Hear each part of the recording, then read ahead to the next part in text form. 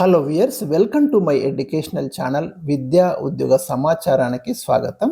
Degree semester 2కు సంబంధించి 2025-26 నుంచి మనకి కొత్త సిలబస్ని అయితే తీసుకురావడం జరిగింది తెలుగులో. దీంట్లో మనకి మొత్తము ఈ సెమిస్టర్ 2లో అంటే ఫస్ట్ ఇయర్ సెమిస్టర్ 2లో 4 యూనిట్స్ ఉన్నాయి. అందులో మనము 2వ యూనిట్లో ఉన్నటువంటి ఆధునిక కవిత్వంలో 3 పాఠ్యాంశాలు ఆల్రెడీ నేను మీకు ఎక్స్ప్లెయిన్ చేశాను. ఇక్కడ మీకు ఛానల్లో కూడా పెట్టడం జరిగింది, మీరు చూడండి ఒకసారి మళ్ళీ రివిజన్ చేసుకోవడానికి. అదేవిధంగా ఇవాళ మనము యూనిట్ 1లో ఉన్నటువంటి ప్రాచీన కవిత్వంలోని మొదటి పాఠ్యాంశము నలదౌత్యం అనే పాఠ్యాంశం గురించి మనం ఇక్కడ ఇవాళ చర్చించబోతున్నాం. మీకు ఒక్కటి గుర్తుంచుకోండి, ఇది శ్రీనాథుడు రచించినటువంటి శృంగార నైషధం నుండి తీసుకోబడింది. ఈ పాఠ్యాంశం కొంచెం క్లిష్టంగా ఉంటుంది, కానీ చాలా సులభంగా ఇక్కడ మీకు ఈజీగా అర్థమయ్యేటటువంటి విధానంలోనే నేను ఈ పాఠ్యాంశాన్ని మీకైతే ఎక్స్ప్లెయిన్ చేస్తే ఒక్కసారి వింటే సరిపోతుంది. ముందుగా మనం కవి పరిచయం చూద్దాం, ఎందుకంటే మనకు కవి పరిచయం నుండి కూడా ప్రశ్నలు వస్తాయి. మీకు పీజీ ఎంట్రన్స్లో కూడా ఈ కవి శ్రీనాథుడి కవి గురించి అక్కడ కూడా క్వశ్చన్స్ ఉంటాయి. అంటే మీరు రేపు సెంట్రల్ యూనివర్సిటీస్కి రాసిన, స్టేట్ యూనివర్సిటీకి రాసినా కూడా పీజీ ఎంట్రన్స్లో ఖచ్చితంగా శ్రీనాథుడి గురించి చదువుకొని వెళ్ళాల్సి ఉంటుంది. సో ఆ కోణంలో చూసినా కూడా మనం చదవాలి. ఈ కవి పరిచయం చూద్దాం. కవి పేరు చెప్పిన కదా, శ్రీనాథుడు. కాలం గుర్తుంచుకోండి, 15వ శతాబ్దం. శ్రీనాథుణ్ణి కవి సార్వభౌముడు అని వ్యవహరిస్తాడు, గమనించండి. ఎందుకంటే మీకు ఒక్కొక్క కవికి ఒక్కొక్క ప్రత్యేకత ఉంటుంది. మరి తెలుగు కవులలో, తెలుగు సాహిత్యంలో ప్రసిద్ధి చెందినటువంటి కవి మనకు శ్రీనాథుడు. మరి ఇంతకు ఈ కవి ఎవరి ఆస్థానంలో ఉన్నాడు అనేది కూడా మనం చర్చించాలి. కవులు అన్నప్పుడు వాళ్ళు ఆయా రాజుల దగ్గర ఉంటారు సాధారణంగా.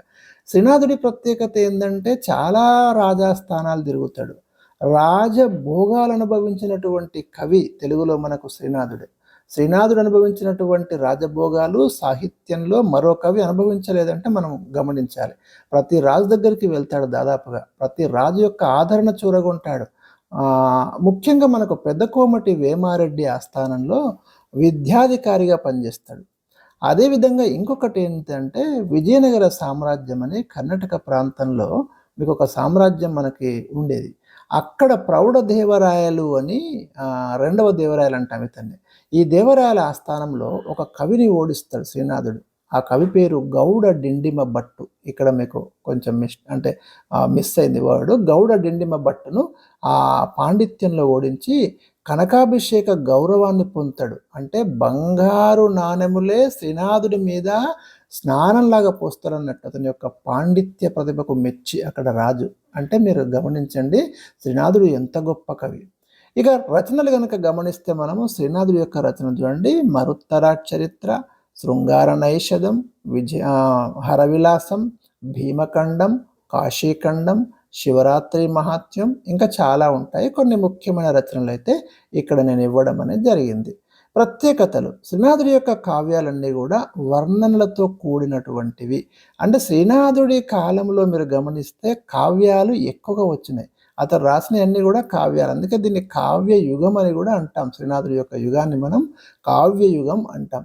ఆ తర్వాత వచ్చింది ప్రబంధ యుగం, మీరు గమనించండి. ఇక చాటు పద్యాలు చెప్పడంలో తెలుగు సాహిత్యంలో ప్రధానంగా పేర్కొనే కవి ఎవరంటే శ్రీనాథుడే. చాటు పద్యాలు అంటే ఏదైనా ఒక దృశ్యాన్ని చూసినప్పుడు అప్పటికప్పుడు అలవోకగా ఆశువుగా చెప్పేటటువంటి పద్యాలను చాటు పద్యాలు అంటారు. ఇక శ్రీనాథుడి యొక్క కవితా లక్షణాలు మనకు ఒక పద్యంలో చెప్తాడు. దాంట్లో కొన్ని లక్షణాలు పేర్కొంటాడు. ఉద్దండలీల, ఉభయవాక్ ప్రౌఢి, రసాభిచిత బంధము. అంటే ఇవన్నీ కూడా ఒక్కొక్క కవికి ఉంటాయి. ఈ లక్షణాలన్నీ నాలో ఉంటాయని చెప్తాడన్నట్టు. సూక్తి వైచిత్రి అనేది ఎర్రన యొక్క కవితా లక్షణం. అందుకే పరిడవింతు ప్రబంధ పరమేశ్వరునిటేవా, ప్రబంధ పరమేశ్వరుడు అంటే ఎర్రన కవిత్రయంలో. అతని యొక్క సూక్తి వైచిత్రి అనే లక్షణం నాలో ఉంది అని చెప్తాడు. తిక్కనది రసాభిచిత బంధం అన్నట్టు. ఆ కవితా లక్షణం కూడా నాలో ఉంది అని చెప్తాడు. ఉభయవాక్ప్రౌఢి నన్నయ్య యొక్క కవితా లక్షణం, అది కూడా నాలో ఉంది అని చెప్తాడు. కాబట్టి ఇవి శ్రీనాథుడి యొక్క కవితా లక్షణాలుగా వీటిని మనం పేర్కొంటాం. ఇక పాఠ్యభాగ నేపథ్యాన్ని చూద్దాం. ఇక్కడ మనం అర్థం చేసుకోవాలి. ఇందాకన్నా చెప్పిన ఈ పాఠ్యాంశం మనకు శ్రీనాథుడు రాసినటువంటి శృంగార నైషధం నుండి తీసుకోబడింది.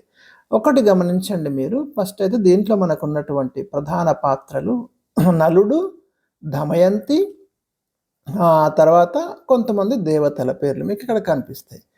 ఇంతకు నలుడు ఎవరు? ఎందుకు ఈ పాఠ్యాంశం పేరే నలదౌత్యం. నలుడిని దూతగా పంపిస్తున్నారు. ఎవరి దగ్గరికి పంపుతున్నారు? ఎవరు పంపుతున్నారనేది మనం ఇలా చూస్తాం. ఈ నలుడు ఎవరంటే నిషధ అనే రాజ్యానికి చెందినటువంటి వీరసేనుడి యొక్క కుమారుడు నలుడు అండి. ఆ రాజ్యానికి చెందినటువంటి వీరసేనుడి యొక్క కుమారుడు నలుడు గొప్ప సౌందర్యవంతుడు. ఒకరోజు ఏమైందంటే ఈ నలుడు ఉద్యానవనంలో ఉన్నప్పుడు ఒక కొలనులో ఒక హంస అతనికి దొరుకుతుంది. ఆ హంసను గట్టిగా ఇట్లా పట్టుకుంటాడు. ఆ హంస ఏం చేస్తదంటే తన ప్రాణాలను రక్షించుకోవడానికి నలుడిని ఏదో రకంగా బ్రతిమలాడుకొని అతని పట్టు నుండి అది విడిపించుకుంటుంది. విడిపించుకున్నాక ఆ హంసకి ఏమనిపిస్తదంటే, అయ్యో! మరి నన్ను విడిచిపెట్టిండు గదా! ఏదైనా ఇతనికి చేయాలి, ఉపకారం చేయాలి అనే ఒక ఆలోచన ఈ హంసలో కలుగుతుంది.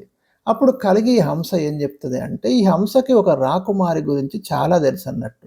ఆ రాకుమారి ఎవరు అంటే దమయంతి అనే ఒక రాకుమారి. విదర్భకు చెందినటువంటి భీమరాజు యొక్క కూతురు దమయంతి. ఆ దమయంతి కూడా చాలా గొప్ప సౌందర్యవతి. ఆ దమయంతి యొక్క అందచందాల గురించి ఈ నలునికి ఈ హంస వివరిస్తుంది. ఆ హంస నలుడితో చెప్తూ ఏమంటదంటే, విదర్భకు చెందినటువంటి భీమరాజుకు దమనుడనే ముని యొక్క వరప్రసాదం వల్ల దమయంతి అనే రాకుమారి జన్మించింది. మరి ఆ రాకుమారి గొప్ప సౌందర్యవతి అని ఎప్పుడైతే నలుడికి చెప్తుందో, నలుడు వెంటనే ఏమంటాడంటే హంసతోటి, మరి అట్లయితే నువ్వు నా తరపున నువ్వు ఒక దూతగా వెళ్ళి మరి దమయంతికి నా గురించి చెప్పొచ్చు గదా అంటాడు. సరే అంటుంది హంస. అందుకనే ఈ హంస ఏం చేస్తదంటే వెంటనే ఆ నలుడికి అలా ఎలాగో సహాయం చేయాలని ఉంది కాబట్టి వీళ్ళిద్దరిని కలపాలనే ఉద్దేశ్యంతోటి అటు దమయంతిని, ఇటు నలుడిని. కాబట్టి ఈ నలుడి తరపున అటు వెళ్ళిపోతుంది దమయంతి వద్దకి. దమయంతి వద్దకు వెళ్ళి నలుడి గురించి చెప్తుంది. నలుడు అనే ఒక యువరాజుని చూసినా చాలా గొప్ప అందగాడు అని చెప్తుంది. అప్పటికే దమయంతికి నలుడి గురించి కొంత తెలుసు. ఎందుకంటే ఆయా సందర్భాలలో ఎవరో ఒకరు ఆ నోట ఈ నోట నలుడి గురించి చెప్తున్నారు, గొప్ప సౌందర్యవంతుడు అనే విషయాలు తెలుస్తున్నాయి. ఎప్పుడైతే మళ్ళీ హంస కూడా చెప్పిందో ఇంకా బలమైనటువంటి ఒక ఆరాధనతో, ప్రేమతో కూడినటువంటి ఆరాధన భావము దమయంతిలో నలుడి పట్ల ఏర్పడింది. ఇక్కడ దాకా ఒకటి. ఇంతలో ఏమైతుందంటే వాళ్ళ యొక్క తండ్రి, దమయంతి యొక్క తండ్రి భీమరాజు దమయంతికి వివాహం చేయాలని ఒక స్వయంవరాన్ని ఏర్పాటు చేస్తాడు. అంటే ఆ రోజులలో వివాహం చేసుకోవాలంటే ఒక రాకుమారిని, ఆ రాకుమారి యొక్క తండ్రి పెట్టేటటువంటి పరీక్షలో నెగ్గితేనే ఆ రాకుమారి వాళ్ళని వివాహం చేసుకుంటుంది. ఆ నెగ్గిన వారిని చూడండి. అట్లా ఒక స్వయంవరాన్ని ఏర్పాటు చేసి ఆ స్వయంవరంలో గెలిచిన వారికి దమయంతినిస్తా అని చెప్తాడు. కాబట్టి ఈ స్వయంవరంలో ఎలాగైనా గెలిచి ఆ అపురూప సౌందర్యవతిని పెళ్లి చేసుకోవాలనే ఉద్దేశంతో ఇంద్రుడు, అగ్ని, యముడు, వర్ణుడు చూడండి, వీళ్ళంతా దేవలోకం నుండి భూలోకానికి వస్తుంటారు. వీళ్ళు భూలోకానికి వస్తుంటే మధ్యలో వీళ్ళకు నలుడు ఎదురవుతాడు అన్నట్టు. వెంటనే అప్పుడు ఇంద్రుడు ఏమంటాడంటే ఈ నలుడిని చూసి, సరే నువ్వు యువరాజువి, మరి నువ్వు మా తరపున దమయంతి వద్దకు వెళ్ళి మా నలుగురిలో ఎవరినైనా వివాహం చేసుకోమని ఆమెకు చెప్పొచ్చు కదా అని అడుగుతాడు నలుడిని. సరే నేను వెళ్తానంటాడు. ఎందుకంటే దేవరాజు ఇంద్రుడు ఇచ్చిన ఆజ్ఞ కాబట్టి మరి అతని మాట కాదనలేక నేను దమయంతి దగ్గరికి వెళ్తాను, మీ యొక్క దూతగా వెళ్తాను అంటాడు. వాళ్ళ యొక్క దూతగా అంటే వాళ్ళ యొక్క రాయభారిగా పంపిస్తున్నారు. అందుకే ఈ పాఠ్యాంశాన్ని మనం నల దౌత్యం అంటున్నాం. అంటే ఇటు దేవతలకి అటు దమయంతికి మధ్య ఒక దౌత్యాన్ని నెరవేర్చే పనిలో నలుడు నిమగ్నమైంది అన్నట్టు. చూడండి ఎంత విచిత్రంగా ఈ కథ మలుపులు తిరుగుతుంది. ఇది ఈ పాఠ్యభాగం సన్నివేశము నేపథ్యం. ఇక సారాంశంలోకి వెళ్దాం. అంటే ఇంకా సారాంశం కింద ఉంది మనకు. పాఠ్యాంశ సారాంశం ఇక్కడ నుంచి స్టార్ట్ అవుతుంది. ఇదంతా నేపథ్యమే. ఇది అర్థమైతే మీకు ఇది సారాంశం అర్థమవుతుంది. ఇప్పుడు చూడండి, దేవతల యొక్క దూతగా ఇప్పుడు నలుడు ఎక్కడికి వెళ్ళిండు? దమయంతి దగ్గరికి వెళ్ళిండు. దమయంతి యొక్క అంతఃపురంలోకి ప్రవేశిస్తాడు. నిజానికి ఎవరైనా నరమానవుడు ఆ అంతఃపురంలోకి రావాలంటే అంత సులభం కాదు. కానీ మరి నలుడు ఎలా రాగలిగిండో ఏమో ఆశ్చర్యం. దమయంతి నలుడిని చూసి అసలు ఇతరులకు ప్రవేశమే లేనటువంటి అంతఃపురంలోకి ఇంత గొప్ప సౌందర్యవంతుడు ఏ రకంగా వచ్చిండు అని ఆమెలో ఒక్కసారి ఆశ్చర్యం వేసింది. అయితే అంతకుముందే హంస ద్వారా కొన్ని విషయాలు విన్నది కాబట్టి, ఆ ఏ విషయాలైతే విన్నదో, ఆ విషయాలను ఇప్పుడు పోల్చుకుంటున్నది ఈ వ్యక్తిలో, నలుడిలో. అరే! హంస నాకు చెప్పిందే ఇలాంటి గొప్ప సౌందర్యవంతుడు, అందగాడున్నాడని, మరి అట్లాగే కనిపిస్తున్నాడు. ఇతను నిజంగానే నలుడేనా అని వెంటనే దమయంతి అలర్ట్ అయిపోయి నలుడి పట్ల తన అనురాగాన్ని పరోక్షంగా వ్యక్తం చేయడం జరిగింది. ఇంకా అతను నలుడే అని నిర్ధారించుకున్నది దమయంతి. ప్రత్యక్షంగా ఇప్పుడు చూస్తున్నది. అంతకుముందు ఆ నోట ఈ నోట విన్నది. హంస కూడా చెప్పింది కాబట్టి ఆ లక్షణాలన్నీ చూసినప్పుడు అతడు నలుడే అనే విషయం ఆమెకు అర్థమైంది. వెంటనే అర్థమై ఏం చేసింది అంటే నలుడిని కొన్ని ప్రశ్నలేసింది. మీరు ఏ దేశం నుండి వస్తున్నారు? మీ పేరేంటిది? ఇంత పటిష్టమైనటువంటి రక్షణ వ్యవస్థ ఉన్న అంతఃపురంలోకి మీరు ఏ రకంగా వచ్చిండ్రు అని అడిగింది. అడుగుతూ ఇంకో మాట కూడా అన్నది. ఓ పురుషోత్తమ, నీ పుణ్యమైన పాదాల జంట ఎవరి ఇంటిలో అడుగు పెడుతుందో ఆ ఇల్లు ధన్యమవుతుంది, అతడు ధన్యుడవుతాడు అని చెప్తుంది. మరి దమయంతి మాటలు వింటూ ఉంటే నలునికి చాలా ఆహ్లాదం అనిపించదా మరి? అంత బాగా చెప్తున్నది, గమనించండి ఎంత చక్కగా చెప్తున్న నలుడు గురించి. కాబట్టి ఆయనకు చాలా ఆనందం వేసింది. కానీ తాను ఎవరో చెప్పలేదు నలుడు, నా పేరు నలుడు అని ఎక్కడ చెప్పలేదు. అతడు ఏం చెప్తున్నాడు అంటే, నేను దిక్పాలకుల తరపున అంటే ఆ ఇంద్రుడు, వరుణుడు, అగ్ని, యముడు వీళ్ళున్నారు కదా, వీళ్ళ తరపున నేను రాయబారిగా వచ్చినాననే విషయాన్ని దమయంతికి చెబుతూ ఇంద్రుడు యొక్క కోరికను దమయంతికి తెలియజేయడం జరిగింది. ఇంద్రుడు ఏం కోరిండు? నలుని ఎందుకు పొమ్మన్నాడు? మా నలుగురిలో ఎవరినైనా ఒక్కరిని దమయంతిని వివాహం చేసుకోమని చెప్పండి అని పంపిండు. అదే విషయాన్ని ఇక్కడ దమయంతికి నలుడు వివరించడం అనేది జరిగింది. అయితే నలుడు దమయంతితో వాళ్ళ యొక్క కోరికను వివరిస్తూ వాళ్ళ దమయంతి పట్ల ఎంత అనురాగంతో ఉన్నారో, ఎంత ప్రేమతో ఉన్నారో అనే విషయాన్నే ఈ పాఠ్య భాగ సారాంశంలో ప్రధానంగా చెప్పడం అనేది జరిగింది. ఇప్పుడు నలుడు ఈ నలుగురు దమయంతి పట్ల ఏ రకంగా ఉన్నారో, ఏ అభిప్రాయంతో ఉన్నారో చెప్తూ ఒక మాట ముందు చెప్తున్నాడు. దేవతల రాజు అయినటువంటి ఇంద్రుడు నీ పట్ల ఎంతో అనురాగాన్ని కలిగి ఉన్నాడు.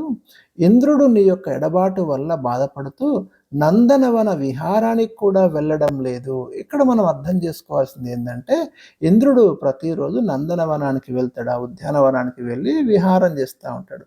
ఇప్పుడు అసలు వెళ్తనే లేడు, నీ గురించే ఆలోచిస్తున్నాడు అని నలుడు దమయంతితో చెప్తున్నాడు. శివుని తలలో ఆభరణంగా ఉన్నటువంటి చంద్రుడు తన విరహాన్ని మరింత పెంచుతాడనే భయంతో శివపూజలు కూడా మానుకున్నాడు. ఇందులో కొన్ని ప్రతీకలు ఉంటాయండి. ఇది కొంచెం మీరు చాలా డెప్త్గా వెళ్ళి అర్థం చేసుకోవాల్సి ఉంటుంది. నేను ఇంకా చాలా సింప్లిఫై చేస్తున్నాను దీన్ని. ఒక మాట ఇంకేం మాట చెప్తున్నానంటే, ఇంద్రుడు ఇప్పుడు శివుణ్ణి కూడా పూజిస్తలేడు. ఎందుకంటే శివుడి యొక్క తలలో చంద్రుడు ఉంటాడు. చంద్రుడు విరహాన్ని పెంచుతాడు. అక్కడ మీరు దీన్ని ప్రతీకగా మీరు చూడాలి. విరహాన్ని పెంచుతున్న ఉద్దేశంతో మరి అసలు శివ పూజలే చేస్తలేడు ఇంద్రుడు, మొత్తం నీ గురించే ఆలోచిస్తున్నాడు. నీ నుండి దూరంగా ఉండడం వల్ల కలిగే బాధను తగ్గించుకోవడానికి మరి ఇంద్రుడు అన్ని తన కార్యకలాపాలు నిలిపేసిండు అనేదాన్ని ఎంత తీక్ష్ణంగా చెప్తున్నాడో మనం ఇక్కడ గమనించాలి. ఇంకొక వైపు బృహస్పతి కూడా ఇంద్రుడికి ఎన్నో నీతి శాస్త్రాలు చెప్తున్నాడు. ఎందుకంటే ఇంద్రుడు ఎక్కడ మరి ఆ చెడు ప్రభావానికి, చెడు మార్గంలోకి వెళ్తాడు అని భయపడి బృహస్పతి కూడా ఇంద్రుడికి ఎంతో నీతిని బోధిస్తున్నాడు. అయినా కూడా అవి అతని చెవికి ఎక్కడం లేదు అనే విషయాన్ని కూడా నలుడు దమయంతో చెప్తున్నాడు. అది ఇంద్రుడి బాధ. ఇక అగ్నిదేవుడు ఉన్నాడు కదా, అగ్నిదేవుడి గురించి కూడా నలుడు చెప్తున్నాడు దమయంతికి. అగ్నిదేవుడు కూడా మరి నీ పట్ల ఎంతో వ్యామోహాన్ని పెంచుకున్నాడు అని అగ్నిదేవుడి గురించి చెప్తాడు. ఇక దక్షిణ దిక్కును పాలించే యమధర్మరాజు, సూర్య వంశానికి పేరు తెచ్చిన యముడు నిన్ను వివాహం చేసుకోవాలని ఆరాటపడుతున్నాడు. ముగ్గురి గురించి అయిపోయింది. ఇక మరోవైపు అపారమైనటువంటి శక్తి, గర్వం కలిగిన సముద్రాధిపతి అయిన వరుణుడు కూడా దమయంతి అందాన్ని తలుచుకొని ఆ విరహాగ్నిని తట్టుకోలేక తన గర్వాన్నే కోల్పోయి బాధపడుతూ వర్షించే శక్తిని కోల్పోయాడు అని నలుడు దమయంతికి వివరించడం జరిగింది. అంటే ఈ నలుగురు, ఇంద్రుడు కావచ్చు, అగ్ని కావచ్చు, యముడు కావచ్చు, యముడు, వర్ణుడు, ఈ నలుగురు దమయంతి పట్ల ఎంత కోరికతో ఉన్నారో నలుడు చక్కగా వివరించడం అనేది జరిగింది. ఇక చివరగా నలుడు ఏమంటున్నంటే, ఓ దమయంతి, నేను చెప్పబోయే మాటలు శ్రద్ధగా విను. ఇందులో ఎలాంటి అసత్యం లేదు. వారి యొక్క ప్రాణాలన్నీ కూడా నీ పాదపద్మాల ధూళి యొక్క అనుగ్రహం పైన ఆధారపడి ఉన్నాయి. అంటే ఎక్కడి దాకా తీసుకొచ్చిండు చూడండి. నీ పాదాంభోజ రజ ప్రసాదములు మా ప్రాణంబుల జానన, నీ పాద పద్మధూళి ప్రసాదమే మా ప్రాణాలని ఆ దేవతలు చెప్పిండ్రు నాకు. ఆ విషయాన్నే నీకు నేను చెప్తున్నాను అని దమయంతికి వివరించడం జరిగింది. వివరిస్తూ చివరిగా ఏమంటాడు, ఆ నలుగురిలో ఎవరినైనా ఒకరిని వరించి తన రాయభారం ఫలించే విధంగా చెయ్యమని దమయంతిని కోరుతూ ఆమె వంక ఆసక్తితో చూశాడు.